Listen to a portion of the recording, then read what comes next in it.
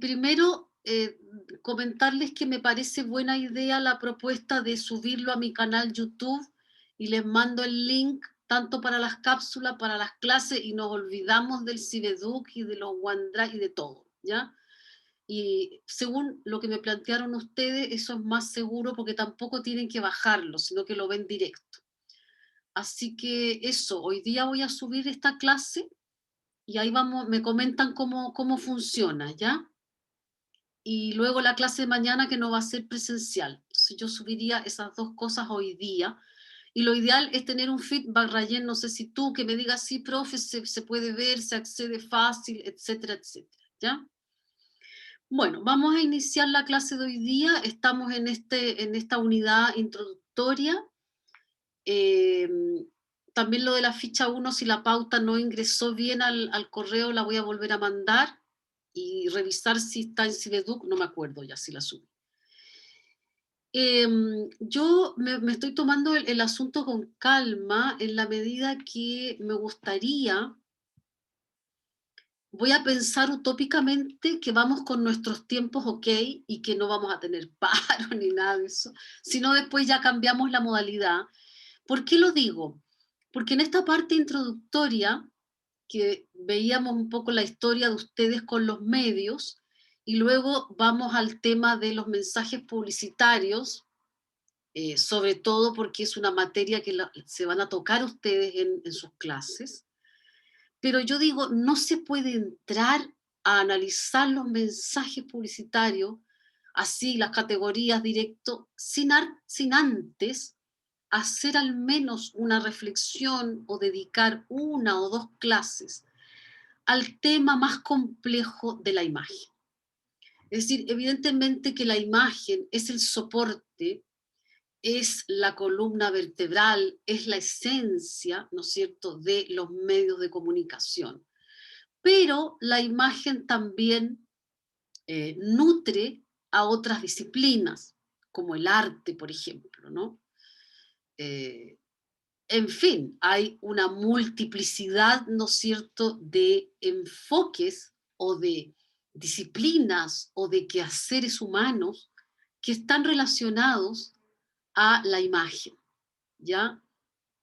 Entonces, yo digo que es como un pecado no partir con al menos, espérate, algo hice aquí, ya, con al menos una revisión de de qué estamos hablando cuando hablamos de imagen y cuáles serían aquellos elementos que tendrían que estar presentes en este curso a la hora que hablamos de imagen publicitaria, mensaje publicitario de las imágenes, cómo funciona la retórica en las imágenes, qué diferencia hay entre la publicidad y el cine. Existe el cine publicitario, por ejemplo, cuando veamos. Hay una serie de terminologías y conceptos relacionados a este concepto madre, que es la imagen, ¿ya? Y que además es en femenino, ¿no? La imagen. Pensémosla en primer término como lo nuclear, la madre, ¿no? Que está ahí para generar una serie, ¿no es cierto?, de quehaceres humanos desde el principio de los tiempos, ¿no? Entonces, si bien es cierto, no está tanto en el programa, pero sí tiene que ver con esta introducción, quiero dedicar la clase de hoy día y la de mañana a una reflexión, a una apertura hacia las posibles preguntas que uno puede tener con respecto a lo que es la imagen, su función, las perspectivas, los autores. eh, por ejemplo, Ronald Barthes dedica gran parte, ¿no es cierto?, de su reflexión filosófica, semiótica, a la imagen, eco, etcétera, ¿no? Entonces, yo creo que es súper importante y lo voy a hacer pensando que tenemos todo este tiempo. Piensen ustedes que el semestre, el año pasado, ni siquiera hablamos de imagen, ni de mensaje publicitario, ni de nada. O sea, todo esto se quedó fuera por un tema de tiempo. Pero yo creo que es bueno ir concibiendo en este momento el ideal del curso, donde vayamos de pronto a escarbar un poquito más, ¿no es cierto?, en la reflexión con respecto a ciertos temas. Entonces hoy día vamos a ver un PowerPoint que nos va a servir para ir guiando, ¿no es cierto?, esta reflexión sobre la imagen, y que, a ver, ¿hay alguien más? La Valeria. Mientras tanto voy a compartir la pantalla, vamos a abrir el Power mientras, y vamos, bueno, esta es un Power que yo extraje de un pensador que se llama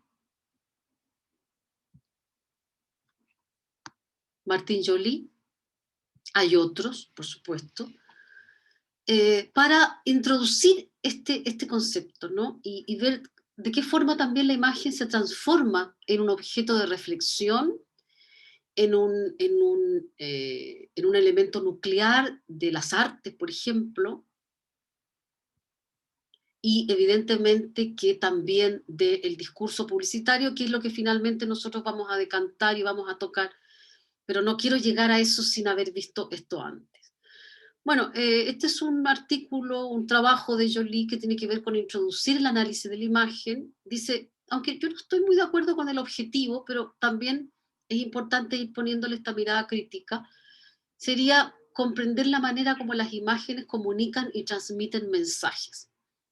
Según un punto de vista, y lo que yo pienso ahora, en este momento, tal vez hace 10 años atrás no habría pensado esto, es un poquito conservadora el objetivo, ¿no? Alude, y además que es tremendamente reduccionista, y justamente en los programas de educación aparece en este sentido de reducida la imagen como una portadora de mensajes, cosa que hoy día ya sabemos que, si bien es cierto, es una realidad, ¿no es cierto?, no se aboca totalmente a la transmisión de lo que podríamos denominar mensajes. Incluso hay grandes artistas, ¿no?, que cuando le preguntan por el mensaje de su obra, dicen, los mensajes son para los carteros, el concepto antiguo de cartero, ¿no?, que te llevaba la carta, que te llevaba el mensaje, ¿no?, aludiendo a que es una categoría demasiado simplista. Sin embargo, es realidad, es decir, ¿no es cierto? Nosotros podemos, a partir de una imagen, ¿no es cierto?, detectar, leer ciertos mensajes, ¿ya? Pero no debemos de dejar de decir que en realidad eso no agota hoy día las posibilidades y el mundo de la imagen, que se ha complejizado muchísimo. Y esa complejitud está relacionada directamente al curso nuestro, porque es este mundo mediático, esta conexión mediática de la imagen, esta difusión mediática de la imagen, la que lo ha complejizado enormemente. Lo que no quiere decir, ¿ya? Lo que no quiere decir que dentro de la reflexión crítica del análisis de la imagen ya no haya habido todo un tema muy complejo, sobre todo cuando relacionamos el concepto de imagen al concepto de mímesis, ¿ya? ¿Qué es lo que es nuestra piedra de toque, digamos, para nuestro análisis?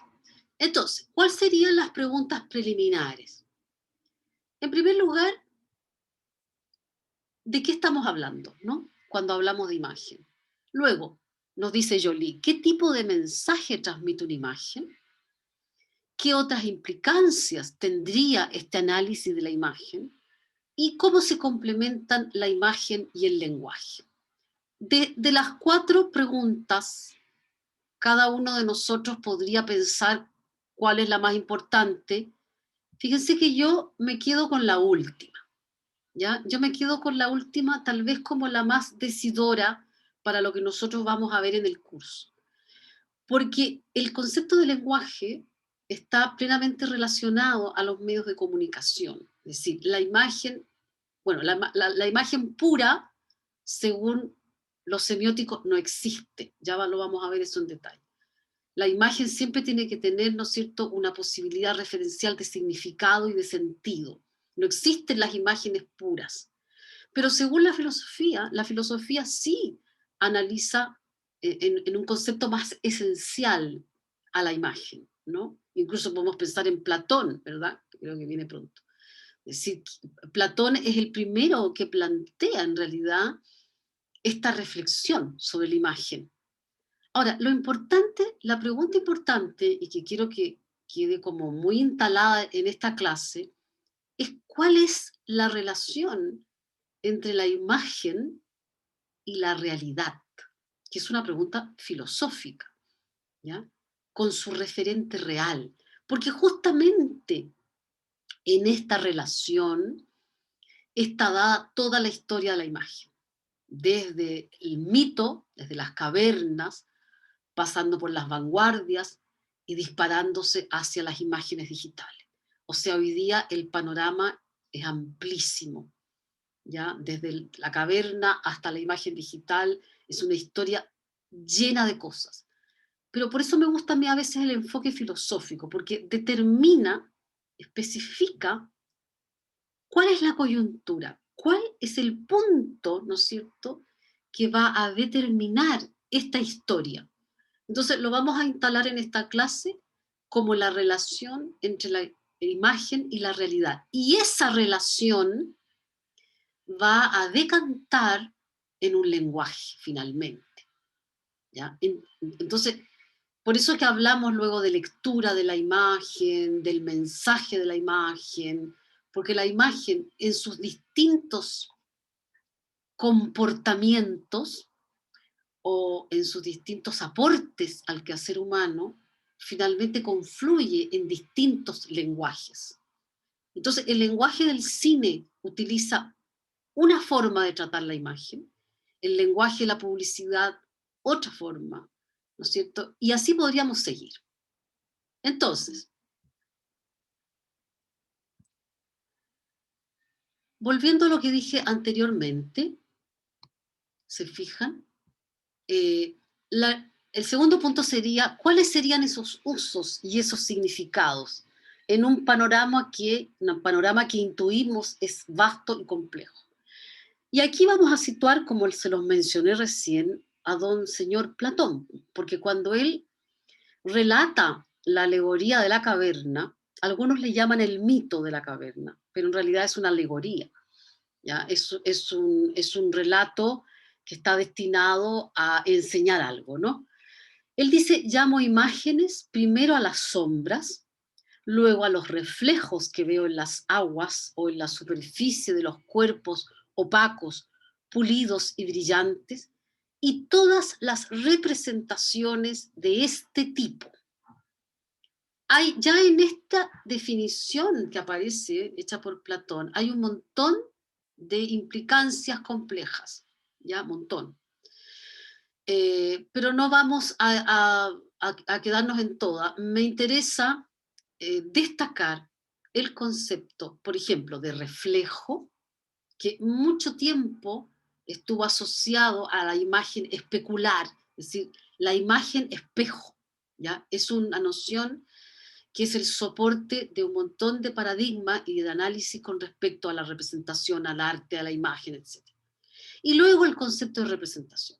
El concepto de representación que va directo con esta relación realidad-imagen, representar. Y mire que Platón ya lo pone digamos, en relevancia, ¿no? Es decir, lo primero que uno podría llegar a, cuando uno ve la imagen de al ladito, de la alegoría de la caverna, que la alegoría de la caverna dice, ¿no es cierto?, que hay unos hombres que están sentados frente a un fuego y están metidos en la caverna y por la puerta de la caverna pasan otras personas y con el reflejo del fuego producen sombras en la pared. Y estos hombres miran estas sombras creyendo que son la realidad, pero en realidad son una representación de las personas reales. Se fijan que ahí inmediatamente establece, ¿no es cierto?, a través de esta alegoría, este cuento, este relato, fantástico podríamos llamarlo, ¿no es cierto?, establece una reflexión filosófica que tiene que ver con cuál sería el rol, ¿no es cierto?, de la imagen, ¿no es cierto?, en esta representación de la realidad. O qué contiene la imagen de la realidad. ¿no es cierto? ¿Cuáles son los elementos contenidos, simbólicamente contenidos? ¿Cómo lo detectamos cognitivamente, emocionalmente? Y ahí se empieza a disparar, ¿no es cierto?, toda la gama de posibilidades y de complejidades que tiene que ver con la imagen. Que es lo que yo quiero que les quede claro esta clase, ¿no? En realidad, alguien me podría decir, pero profe, ¿para qué no? En realidad quiero que se den cuenta de la complejitud del problema, en que uno habla de imagen, imagen como si fuera algo muy fácil, y es muy, muy complejo. Entonces, según Platón, la imagen sería como una especie de segundo objeto, ¿ya?, en relación con otro. Es decir, que una imagen siempre va a referir a un otro, al que representaría, ¿ya? Porque no es el otro, es una representación del otro, según, dice Platón, ciertas leyes particulares. Piensen ustedes nomás los teatreros aquí, los del grupo.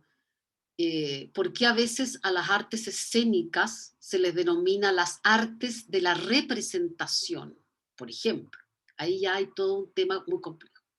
Incluso muchas veces cuando se enseña a Platón, se habla de estos mundos paralelos que establece Platón, el mundo de las ideas, el mundo de las imágenes, como si fueran cosas separadas. ¿M? Pero en realidad él tampoco nunca las planteó en forma separada, ¿ya? Entonces, ¿qué es lo que hay que destacar de la reflexión platónica? Uno, que es el primer filósofo occidental que instala, ¿no es cierto?, esta relación entre la imagen y la realidad, oponiendo una noción explicativa que es la noción de representación. Ahora, si están tomando apunte, a esa noción de representación le podríamos agregar otra noción, que es la noción de mímesis, que ya la vamos a ver en su momento. Ya, si hay alguien, que hay algo que yo digo, que me ha acelerado, que quiere preguntar algo, por favor, grítelo.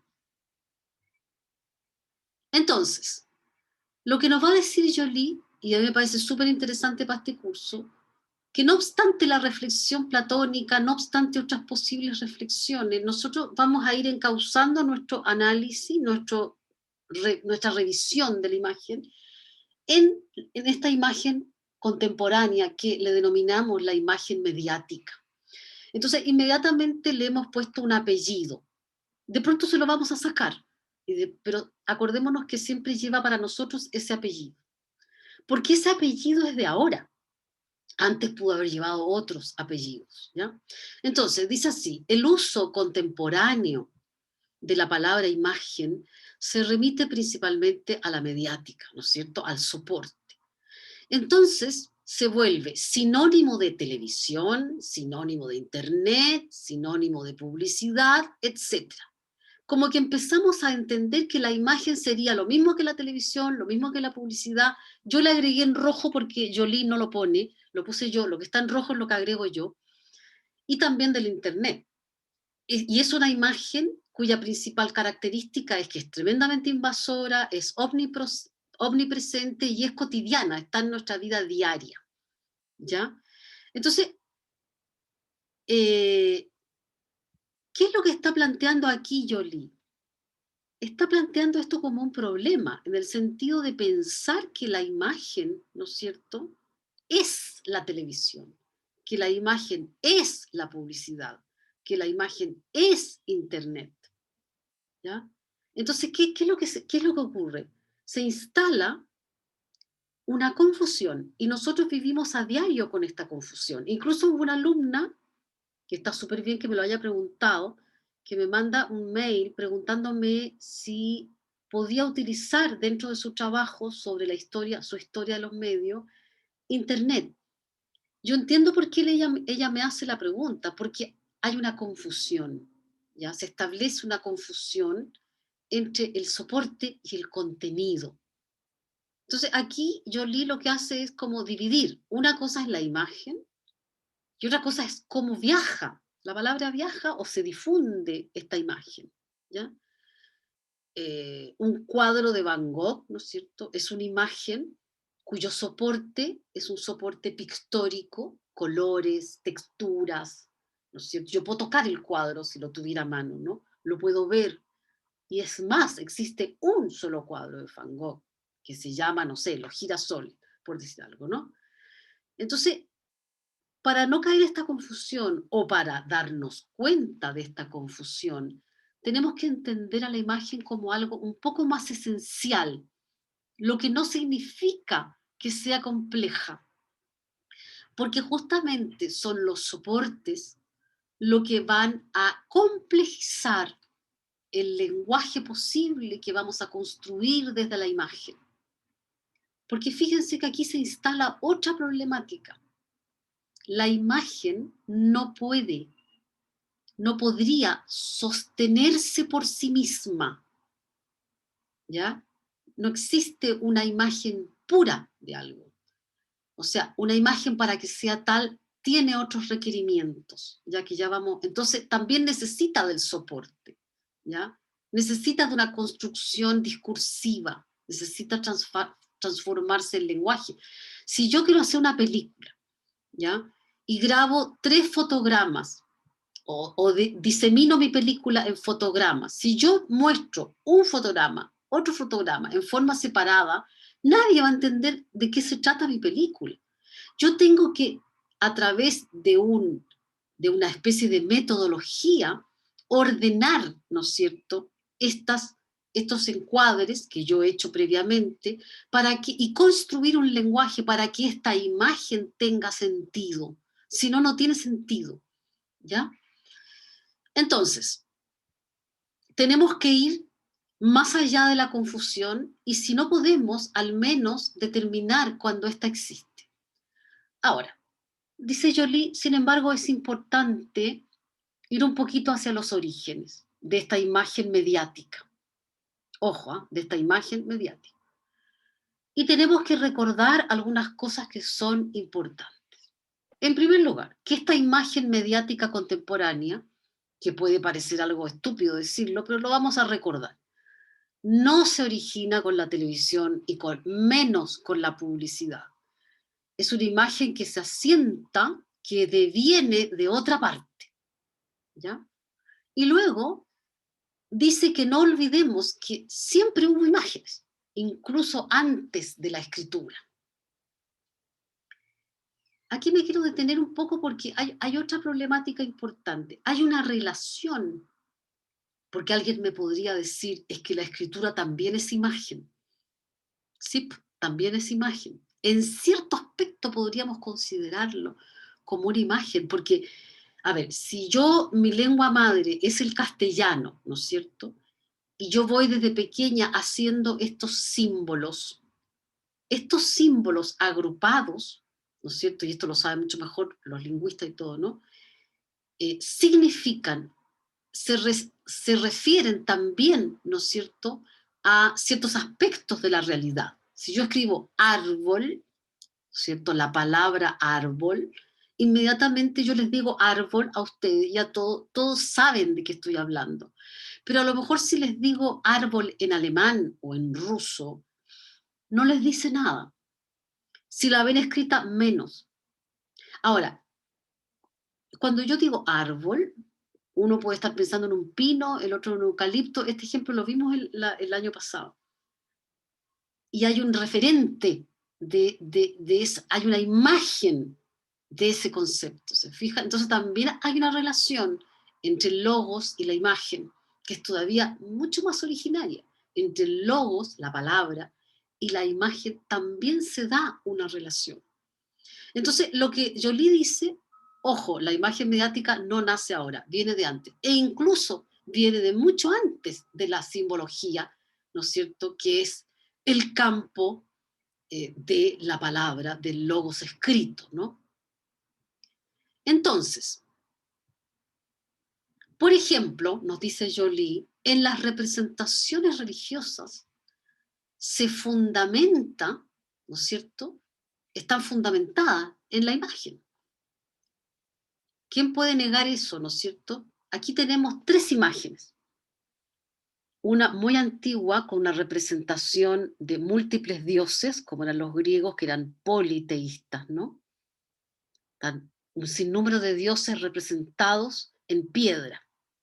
Luego tenemos una representación de Jesús, que imagínense la cantidad de representación y de imágenes que se han creado con respecto a la noción de Jesús Cristo, ¿no?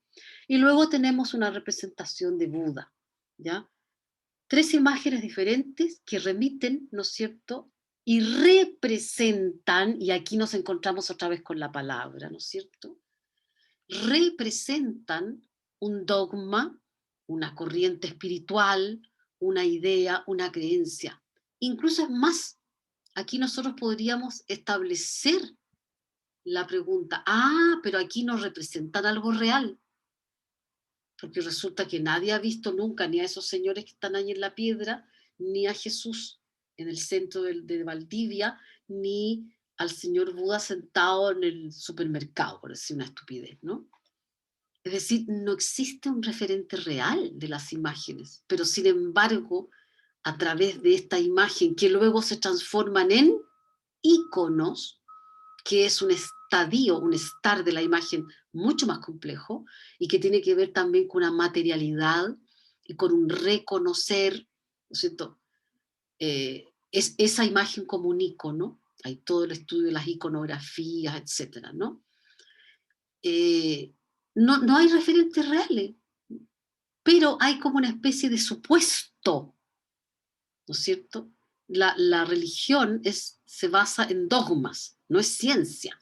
No hay que comprobar la existencia de Dios, de Jesucristo, por ejemplo, a pesar de que han habido estudios científicos, ¿no es cierto?, que han estudiado el Santo Sepulcro, que han estudiado la tela, y hacen todo un análisis, etcétera. Pero en realidad se apoya en un dogma, en la fe y en la creencia. ¿Tienes fe o no tienes fe? O sea, nadie se va a poner a sentar y va a decir, voy a adquirir la fe, porque tampoco se adquiere, ¿no? Entonces, pero sin embargo, la imagen que representa esa idea, ese dogma, esa fe, es perfectamente reconocible, incluso por una persona, ¿no es cierto?, que no tiene esa fe.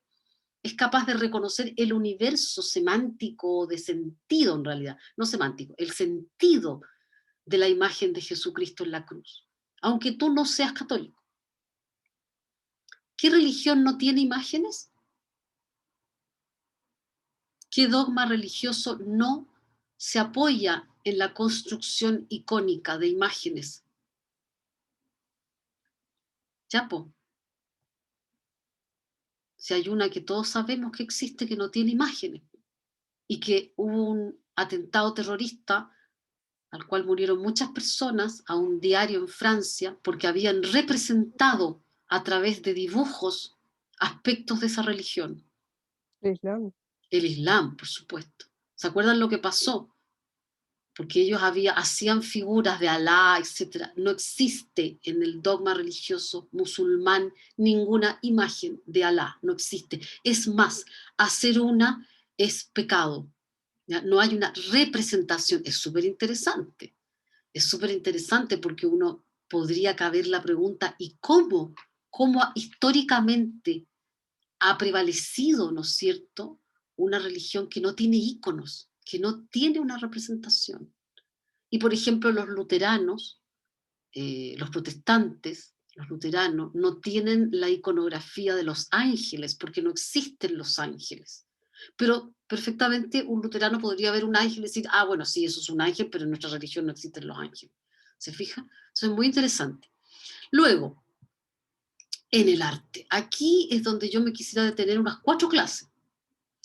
Porque si hay un lugar donde la imagen se manifiesta en todas sus formas, es en el arte, ¿ya? Yo puse, a propósito, una imagen de un cuadro, ¿no es cierto?, de los holandeses del siglo XIX, donde hay un cuadro que está plenamente dentro de la corriente representativa mimética, es decir, hay una necesidad de repetir, de representar la realidad tal como es, pero, y esta es la diferencia con el naturalismo, ¿no?, agregándole elementos que sobresalten la belleza.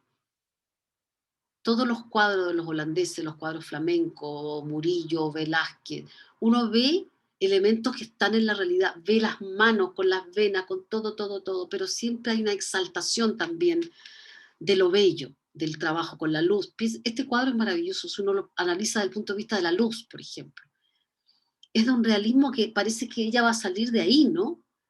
Entonces, ¿por qué es tan interesante la historia del arte con respecto a la imagen? Porque ahí se ve muy bien esta relación que se va dando entre la imagen esencial, filosófica, con la realidad tangible, y cómo se dispara, y cómo esa relación, ¿no es cierto?, establece todos los movimientos artísticos en todas sus manifestaciones, partiendo, por supuesto, del madre, que es el pictórico, ¿ya?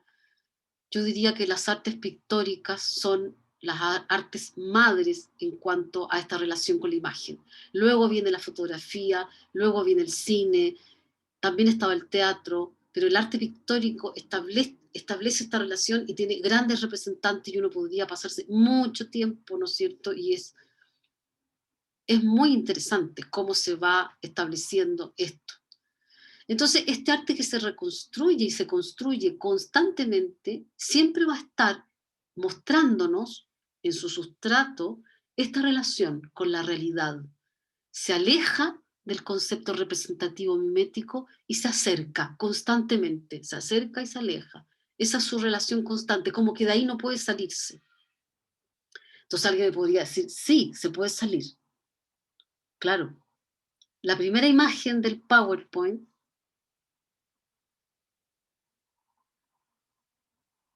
esa imagen es una imagen digital que toma elementos que, claro, pero uno puede decir, sí, pero los tigres existen.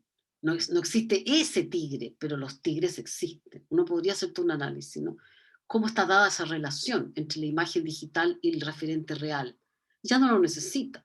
Construye sus propios referentes y dialoga entre sí, ¿ya? Dialoga, hay una acción dialogante entre ellos, hay como un mundo cerrado, ¿no es cierto?, que se va desarrollando como a puerta cerrada de la realidad, ya no lo necesita. Entonces, Como, ¿sí? como lo que pasa con el anime, ¿o no, profe? Claro, absolutamente, donde se van estableciendo ciertos códigos que son intra y que basta todo el cómics, todo es esas fórmulas más específicas y que hoy día, por ejemplo, qué sé yo, películas como Avatar, ¿no es cierto?, van estableciendo ciertos códigos de lectura que ya no es necesario sí, si yo, por ejemplo, veo una saga, alguna, y de repente nunca he visto nada y la veo en el capítulo 5 por decir algo, ¿no? Puede que haya elementos que yo no sea capaz de reconocer. Entonces, ¿qué me está exigiendo a mí, persona humana existente para en la Tierra? Me está exigiendo un esfuerzo tremendo porque me está exigiendo que yo entre a su mundo. Tienes que entrar y reconocer aquellos aspectos que ya no son de tu mundo, son de mi mundo, ¿ya? Es muy interesante lo que ocurre. ¿Ya? Y eso se da en el arte en toda su expresión. ¿Ya? Lo que les tengo reservado para mañana es una pequeña joyita, tengo que pedir todavía el permiso oficial para poder mostrárselo, eh, y que tiene que ver con esto, ¿no? Hasta dónde la imagen en el artista, que va a ser un artista visual, eh, se puede expandir, se puede disparar, ¿no es cierto?, en forma casi inimaginable. No puedo dejar de poner, pobrecita la lámina, está muy pobre. Dice la filosofía transforma la imagen como un objeto, como su eje de reflexión. Toda la estética, para que no se nos olvide lo pongo, toda la estética, ¿no es cierto?, se fundamenta, porque es importante, porque la semiótica no. Entonces estarían estas dos formas, la filosofía y la semiótica. Con eso cierro el PowerPoint. La filosofía toma la imagen y la transforma, ¿no es cierto?, en un eje de reflexión. Y no solamente, la estética no solamente es una estética del arte, sino que la estética tiene que ver con todo aquello que nos produce goce estético, placer. El placer humano está visto desde la estética con una capacidad de reflexión impresionante, porque es toda una disciplina, ¿no es cierto? Y tiene que ver, ¿no es cierto?, también con la relación con la imagen, cómo esta imagen se despliega para el ser humano, ¿no es cierto?, en un mundo de posibilidades, ¿no? Ahora, ¿cómo llega a definirla?, dice Jolie.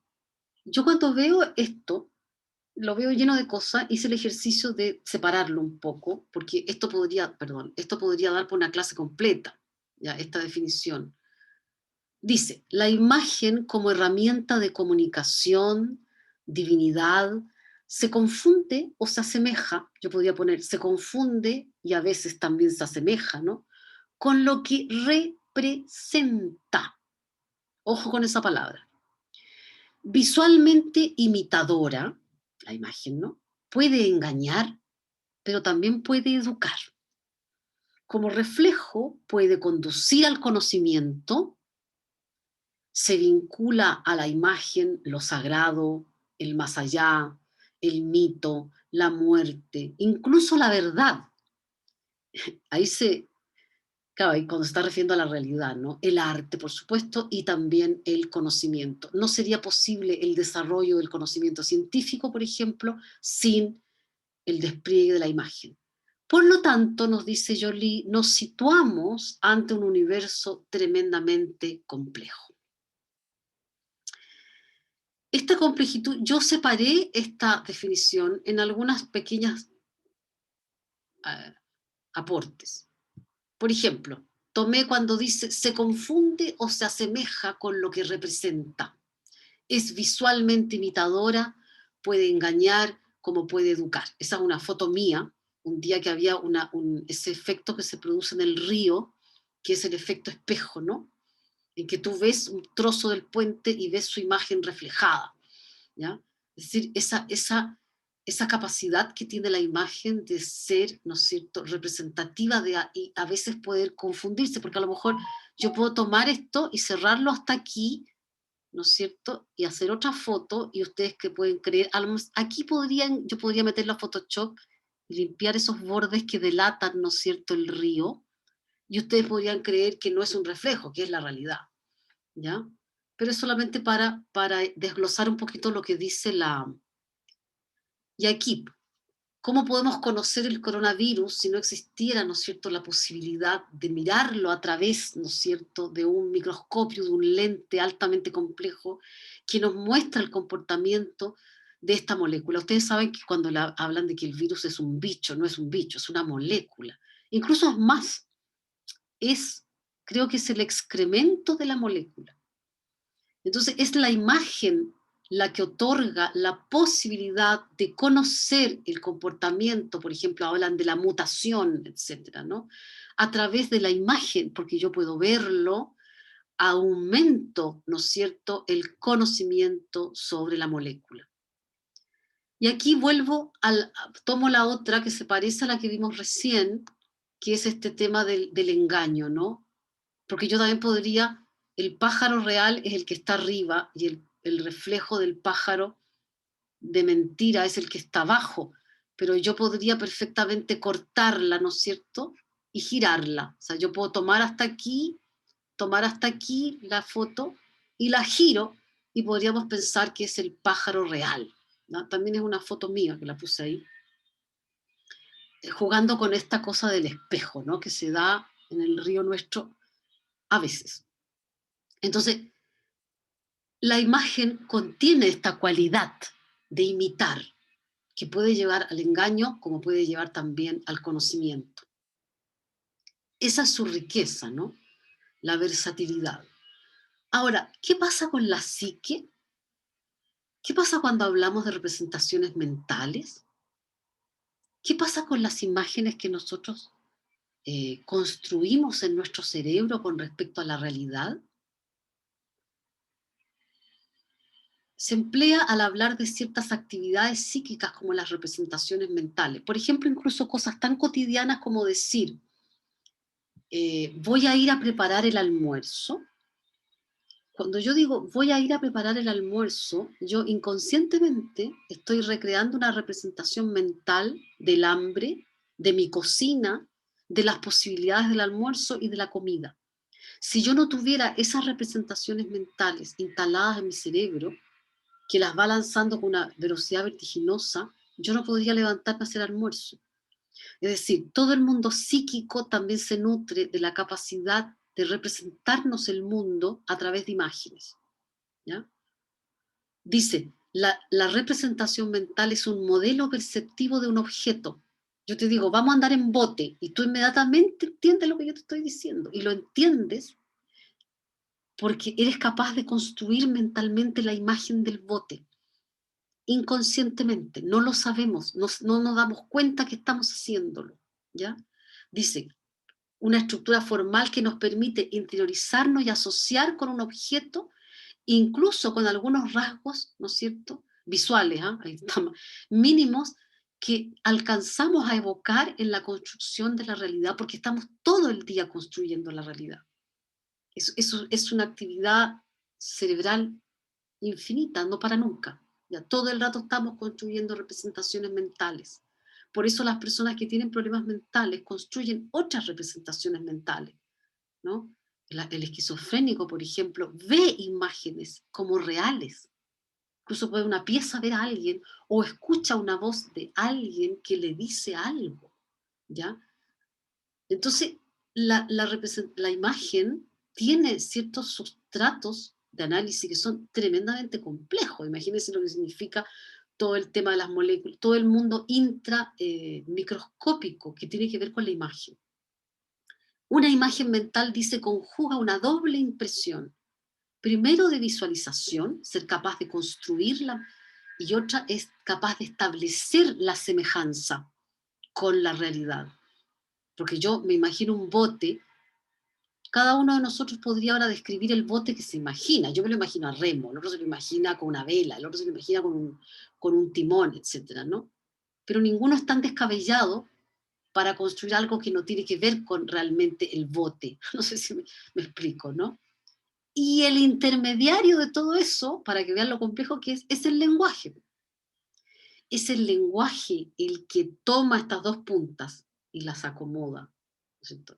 Lo que hace el cerebro, la realidad, la imagen y la realidad. Eso lo hace el lenguaje, ¿no es cierto? Es como el canal de difusión de por sí, per se. No importa que sea televisión, internet, teléfono, hay un lenguaje, ¿ya? Eh, entonces, por ejemplo, la ciencia registra los fenómenos físicos a través de la imagen, ¿ya? El coronavirus, y no solamente de imágenes reales, también establece imágenes numéricas. Piensen en Einstein. Toda la teoría de Einstein nunca tuvo un referente real, porque no se podía llevar al laboratorio.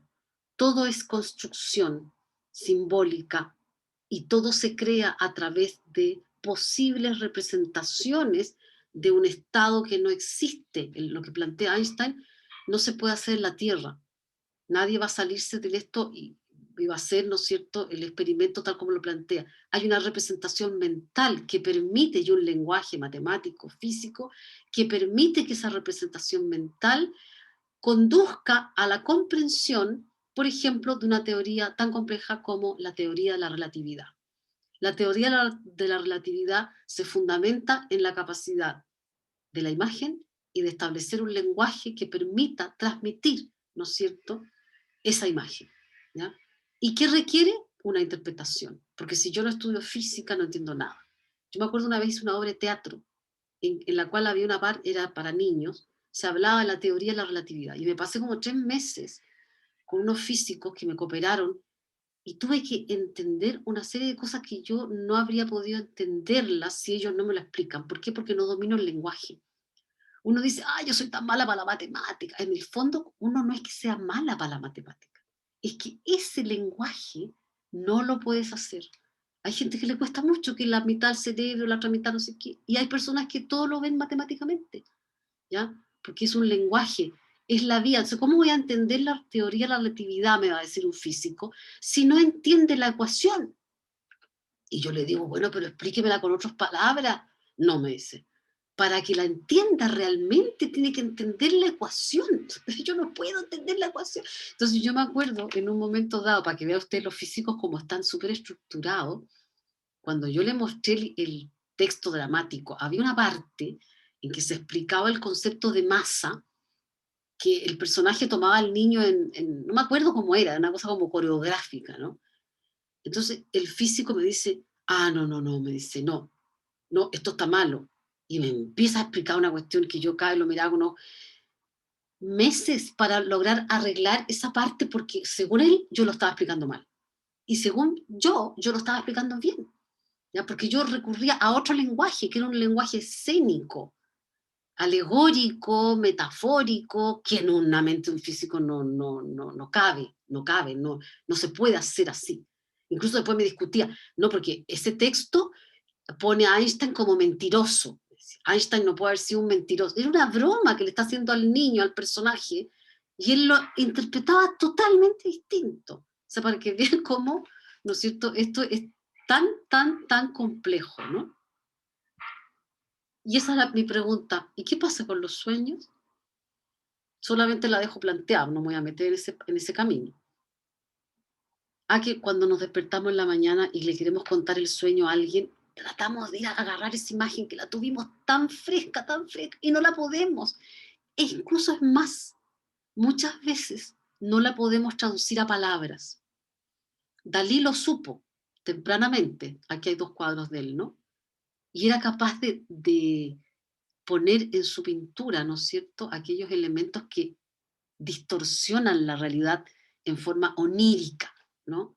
La dilatación del tiempo, con estos relojes chorreando, ¿no es cierto?,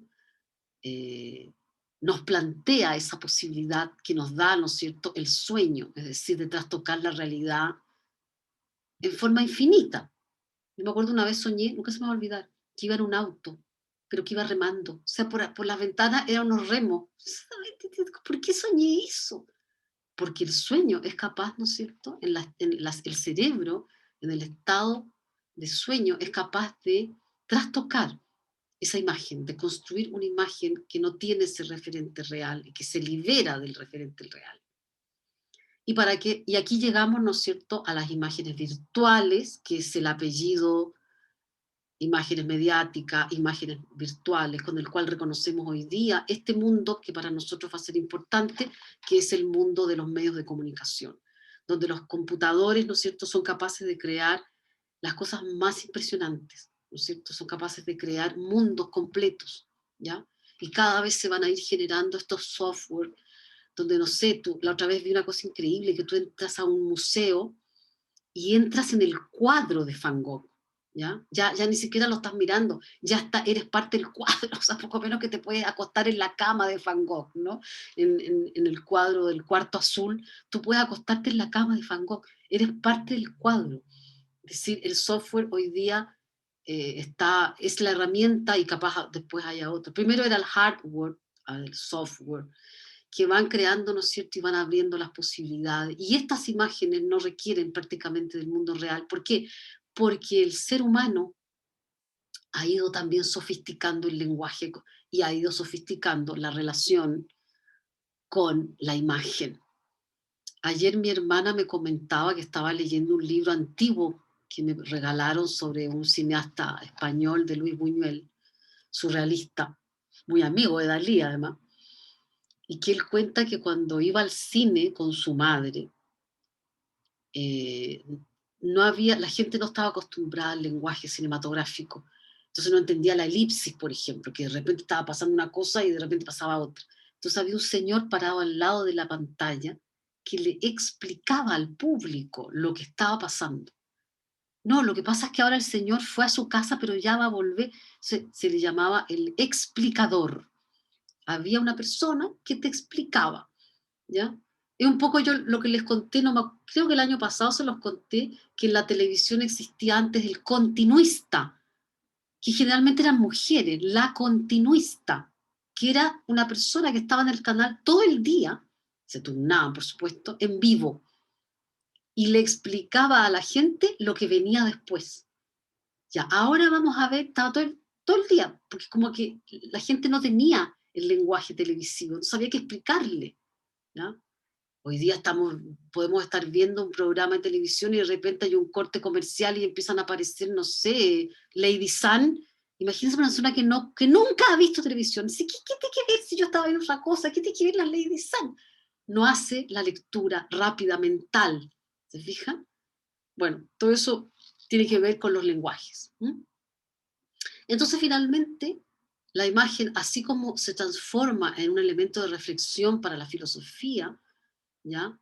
Se transforma también en elemento, en producto, en objeto de estudio para lo que se denomina la teoría semiótica, que es una teoría de carácter general que aborda el estudio de la imagen, y puede ser en todas las áreas, bajo el ángulo de la significación, y ahí entre paréntesis, y no desde la emoción o del placer estético, podríamos agregarle como lo hace la filosofía. Es decir, ¿qué le interesa a la semiótica? Le interesa la forma en que la imagen puede o no puede producir sentido. Sentido que requiere ser interpretado. Por eso para la semiótica no existe la imagen pura. ¿Ya? La imagen pura no existe. ¿Ya? Yo me acuerdo cuando yo hice mi magíster, hice mi tesis en documental, y mi profesor patrocinante era un semiótico, don Iván, y yo con mi formación filosófica siempre tendía a ver la imagen en un sentido filosófico esencial, y él me lo eliminaba. ¿Qué cosa? Espérense un poquito. Yo no tengo la mano. ¿Me entiende lo que les digo? ¿Ya? Es decir, era muy complejo porque yo lo concebía, lo estructuraba de esa manera y él me hacía cambiar la forma de ver. Y yo nunca había estudiado semiótica porque cuando uno estudia filosofía, yo nunca vi semiótica. Entonces era muy complejo hasta que me di cuenta que eran lenguajes distintos. Los lenguajes eran los distintos y la forma de abordar el objeto de estudio era distinto. Yo tuve que hacer un esfuerzo y cambiar un poco el enfoque porque si no, no habría llegado jamás a terminar ese trabajo. Porque mi profesor no iba a ceder. Y me tarjaba, yo me acuerdo que me tarjaba con un plumón rojo, así, ¡guau! Me ponían. La imagen pura no existe, plum, plum, no existe, no existe, no existe. Ya, voy a dejar de compartir pantalla. Vamos a abrir los últimos minutos para preguntas y para aclarar lo que va a ser la actividad de mañana, que mañana no vamos a tener una clase presencial. Voy a utilizar la idea que me propusieron de subir a mi canal YouTube y solamente mandarles el link para que no tengan que bajar nada, sino que lo ven en forma directa. ¿Ya? Vamos, ojalá que funcione esa metodología. Pedri, me están pidiendo todos una llave, que no sé dónde está. Abro el micrófono para posibles preguntas, porque va a estar ahí en mi cartera, en mi chaqueta. Yo no la tomo. Profe, ¿Sí? ¿va a dejar de grabar? Ah, tiene buena idea.